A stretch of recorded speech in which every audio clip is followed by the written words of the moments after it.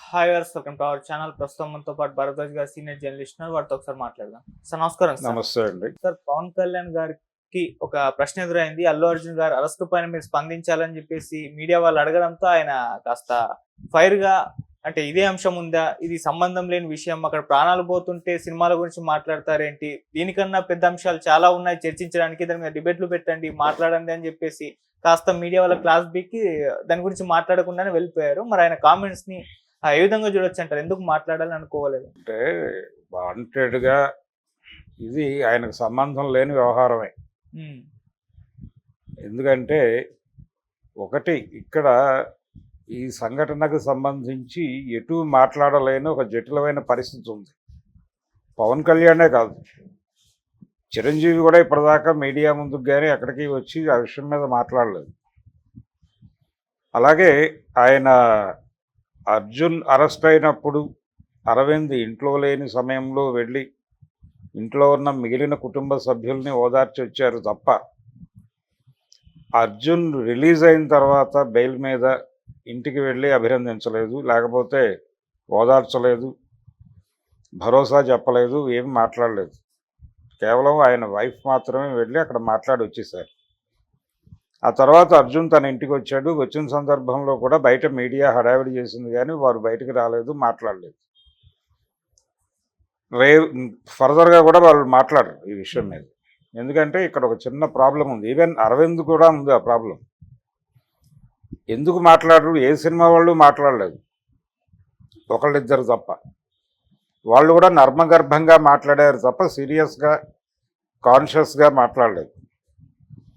సమస్యని సానుకూలంగా పరిష్కరించుకుంటే బాగుంటుంది అన్నారు తప్ప అల్లు అర్జున్ని సమర్థిస్తూనో లేకపోతే వ్యతిరేకిస్తూనో మాట్లాడలేదు.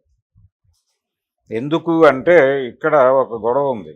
ఈ పవన్ కళ్యాణ్ ఇష్యూకే వస్తే, తను ఆ రోజు హైదరాబాద్ వచ్చాడు. ఆయన వెళ్ళి అల్లు అర్జున్ని కలవబోతున్నారు అని ప్రచారం జరిగింది. అటువంటిది ఏం జరగలేదు. ఆయన వచ్చి తన పనేదో తను చూసుకుని వెళ్ళిపోయాడు. ఎందుకు వెళ్ళిపోయాడు, ఏమిటి ప్రాబ్లం ఈ ఇష్యూలో అంటే, ఇప్పుడు ఒకటే సమస్య ఎవరికైనా, పవన్ కళ్యాణ్కైనా ఎవరికైనా కానీ, జరిగిన సంఘటన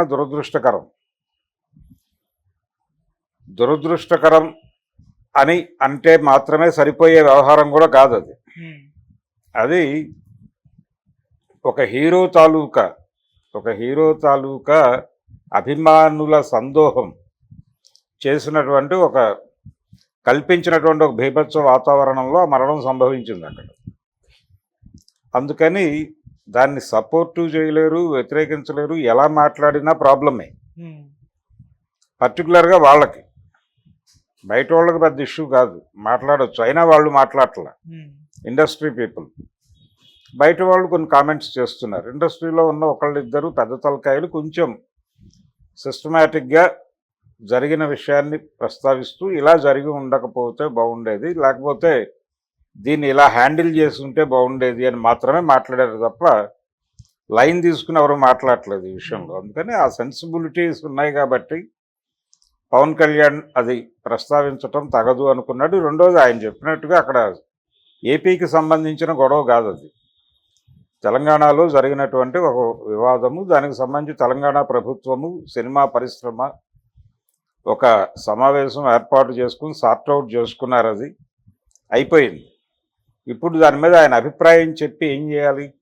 ఒకటి ఇక్కడ అంటే ఒక దశలోనేమో అది ఆ ఇన్సిడెంట్కి, ఆ హీరోకి సంబంధించిన వ్యవహారంగా మాత్రమే ఉంది.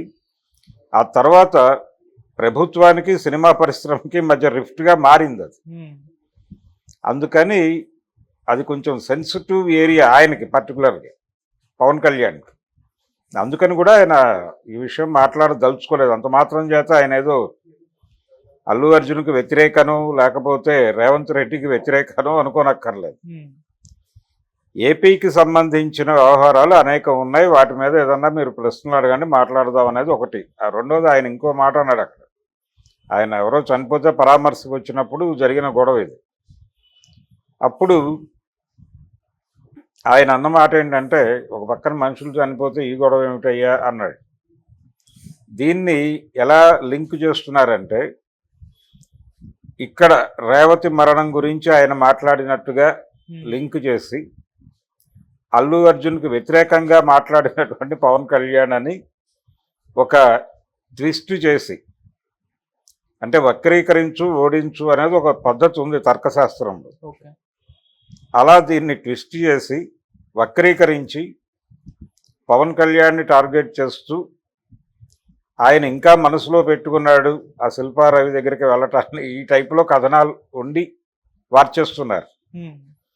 చాలా అంటే ఇప్పుడు ప్రధానంగా ప్రజలు కన్జ్యూమ్ చేస్తున్నటువంటి న్యూస్ మీడియా ప్లాట్ఫామ్స్ మీద ఈ వార్త ఒకటి నడుస్తోంది.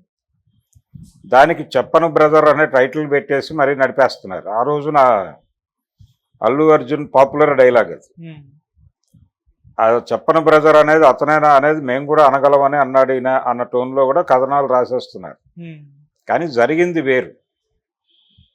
ఆయన అసలు ఈ వ్యవహారం మీద ఎక్కడా కూడా స్పందించకూడదు అనేది వాళ్ళు స్టాండర్డ్ రూల్ ఒకటి పెట్టేసుకున్నారు.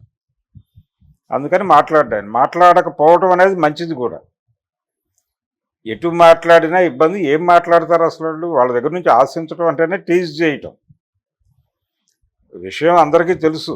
ఇప్పుడు ఆ ప్రశ్న అడిగిన వ్యక్తికి కూడా తెలుసు ఆయన ఎందుకు మాట్లాడడు అనేది. కాకపోతే ఒక చిన్న టీజింగ్, ఒక చిన్న అలా గుచ్చితే పోక్ చేస్తే ఏదైనా మాట్లాడతాడేమో అని ఒక ఆశ. ఒక వివాదం ఉంది మెగా ఫ్యామిలీకి అల్లు ఫ్యామిలీకి మధ్యలో, దాన్ని కొంచెం రైజ్ చేస్తే బాగుంటుంది అనేటువంటి ఒక జర్నలిస్టిక్ క్యూరియాసిటీతో గుచ్చారు. ఆయనకి అర్థమైంది సీన్. అర్థమయ్యి ఆయన పద్ధతిలో రియాక్ట్ అయ్యి ఆయన అన్న చిన్న మాట పట్టుకుని మళ్ళీ దాన్ని ట్విస్ట్ చేసి అల్లు అర్జున్కు వ్యతిరేకంగా ఒక కథనం వల్లే ప్రయత్నం చేశారు. చాలామంది విషయంలో జరుగుతోంది అదే. వాళ్ళు మాట్లాడుతున్నది ఒకటి, పర్టికులర్గా ఈ ఇద్దరు ముగ్గురు అయితే వివరణలు ఇచ్చుకోవాల్సిన పరిస్థితి కల్పించారు. సురేష్ బాబు గారు వివరణ ఇవ్వాల్సిన పరిస్థితి కల్పించారు కదా థంబ్నెయిల్స్ ద్వారా. అంటే ఆయన మాట్లాడింది వేరు, అంటే అది ఇన్సిడెంట్ మీదే మాట్లాడాడు, జరిగిన వ్యవహారం మీదే మాట్లాడాడు. కానీ ఆయన మాట్లాడింది ఒక పెద్ద మనిషి తరహాలో జనరలైజ్ చేసి మాట్లాడాడు. ఆ జనరలైజ్డ్ స్టేట్మెంట్ని పర్టికులర్గా ఒక వ్యక్తికి ఆపాదిస్తూ